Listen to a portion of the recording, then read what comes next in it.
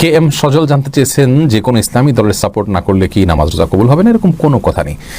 প্রচলিত কোনো ইসলামী দলের সাপোর্ট করতে হবে এরকম কোনো বাধ্যবাধকতা ইসলামের নাই, বরং এই সমস্ত দলগুলোর সাপোর্টের কারণে মানুষ সেই দলের প্রতি অনেক বেশি আকৃষ্ট হয়ে অন্ধে পরিণত হয়ে যায় এবং ভালোবাসা বিদ্বেষ আল্লাহর জন্য না হয়ে দলের জন্য হয়ে যায়।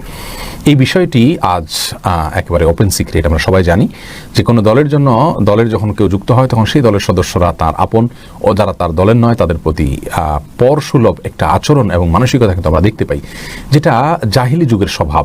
অতএব এই তথাকথিত আজকালকার বিভিন্ন গ্রুপে বিভক্ত হওয়া ইসলামিক দলে সংযুক্ত হওয়ার কোনো নির্দিষ্ট ইসলাম দেয়ই না, বরং সেগুলোতেই ক্ষতিকর দিক রয়েছে। যদি সেরকম ক্ষতিকর দিক থেকে বেঁচে থেকে কেউ দল করতে পারেন তাহলে সেক্ষেত্রে দল শৃঙ্খলার স্বার্থে দল করতেই পারেন, কিন্তু শর্ত হলো তার ভেতরে ওয়ালা এবং বারা থাকতে হবে আল্লাহ এবং তার রাসূল সাল্লাল্লাহু আলাইহি ওয়াসাল্লামের জন্য, দলের খাতিরে নয়। এমডি তৌফিকুজ্জামান জানতে চেয়েছেন সাংবাদিকদের উপার্জিত টাকা কি হারাম হবে? না, হারাম হবে কেন? সাংবাদিক কি করছেন সেটা হলো দেখার বিষয়। মৌলিকভাবে সাংবাদিকতা, সংবাদ এনে দেওয়া, জোগাড় করে দেওয়া কোনো প্রতিষ্ঠানকে, এটা একটা পরিশ্রম। এই পরিশ্রমের জন্য তিনি পারিশ্রমিক নিতেই পারেন, এর জন্য গুনাহ হওয়ার কোনো কারণ নেই।